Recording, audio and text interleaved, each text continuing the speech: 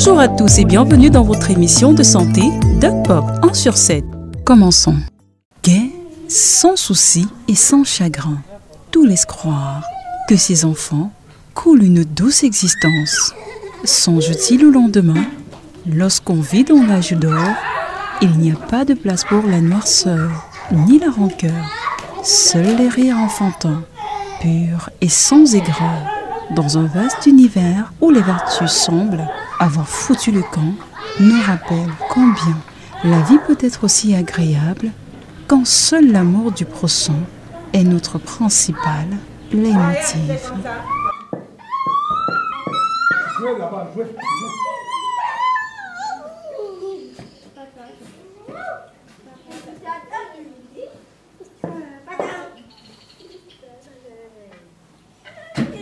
Ces enfants autistes sont scolarisés au centre Spremna Saint-Joseph, une structure de prise en charge psychothérapeutique et psychoéducative des enfants atteints d'autisme et de troubles envahissants du comportement.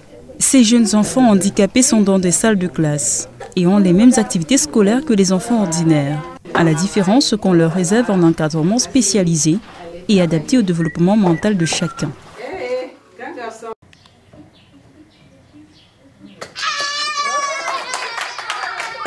Et les pions blanches dans l'autre, n'est-ce pas? Voilà, vas-y. On n'a pas dansé, on n'a pas à parler, on n'a pas à chanter, on n'a pas à danser.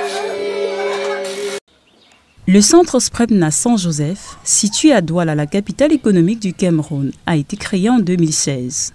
Avec pour objectif de permettre la rééducation intellectuelle des enfants autistes, explique Madeleine Bobda, la promotrice du centre. En 2014, j'ai mis une association sur pied parce que je me suis confrontée à la création d'un centre de prise en charge pour la rééducation des enfants autistes.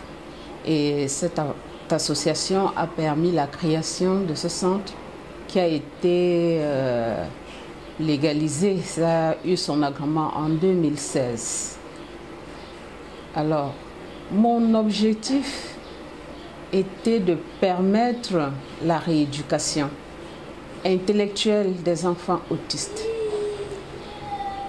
à partir des thérapies psychomotrices. C'était de montrer l'impact de la psychomotricité dans la rééducation psychomotrice des enfants autistes, des enfants infirmes moteurs cérébraux et les enfants qui ont des troubles de comportement de différentes origines. L'autisme est un handicap qui se manifeste par un trouble du comportement. Il trouve très souvent son origine dans l'ambition démesurée de certains parents qui veulent vivre dans un contexte de modernité en laissant les réalités sur lesquelles il faut poser les pieds. Devant des situations de vie, les difficultés rencontrées peuvent agir sur votre personnalité à 50%. Les mêmes difficultés agissent sur l'autre à 100%, c'est-à-dire ça teint complètement son énergie. Il se sent vraiment plat, il n'a plus la compétence. Et d'autres, ça passe par-dessus la tête.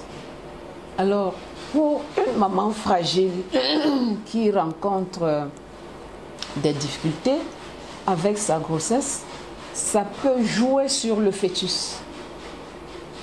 Ça peut avoir un impact sur le fœtus. C'est pour cette raison, quand on fait des recherches, on fait des analyses, on examine les parents. Parce que quand on rencontre un parent qui a rencontré des difficultés et qu'on veut encore amputer ça sur lui, ça fait double fracture. On ferait mieux de se taire et de faire comme s'il n'en est rien, mais en réalité, il en est pour quelque chose. Nous avons constaté que les parents disaient que quand avec une grossesse, on ne doit pas être dehors pendant la nuit, on doit rester parce qu'il y a un certain nombre de choses à préserver. Ce handicap qui généralement est constaté vers l'âge de 2 ou 3 ans a pour traitement l'endurance, la correction du langage, le suivi optimal et la thérapie psychomotrice.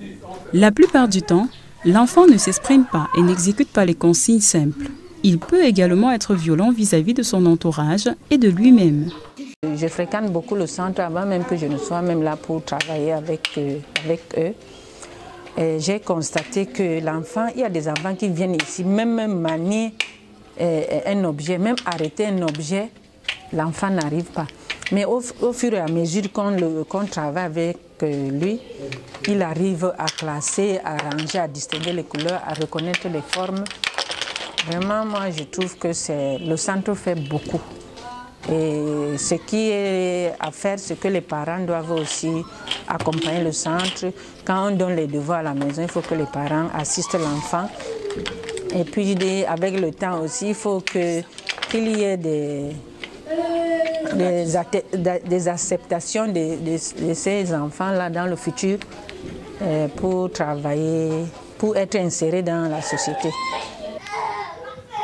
Locke Dom-Marie et Joseph Bobda sont tous deux éducateurs spécialisés. Pour eux, la honte n'a pas sa place quand on est parent d'enfants autistes. Ces enfants sont des enfants doués. Ce sont des super doués même.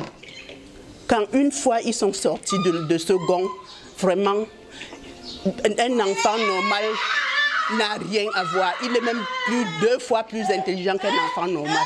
Ce que nous disons d'abord à ses parents, qu'un enfant autiste n'a pas demandé à naître ainsi et que pour qu'ils évitent de faire une différenciation entre les enfants, il ne faut pas démontrer entre les autres enfants que celui-là est un cas particulier. Il faut les prendre de la même manière et puis même à celui-là donner beaucoup plus d'affection. La prise en charge des enfants autistes est lourde. Et le centre Sprevna Saint-Joseph se présente alors comme la solution pour les enfants autistes de Douala et ses environs. J'espère que vous avez aimé. Laissez-nous vos avis dans les commentaires. À très vite.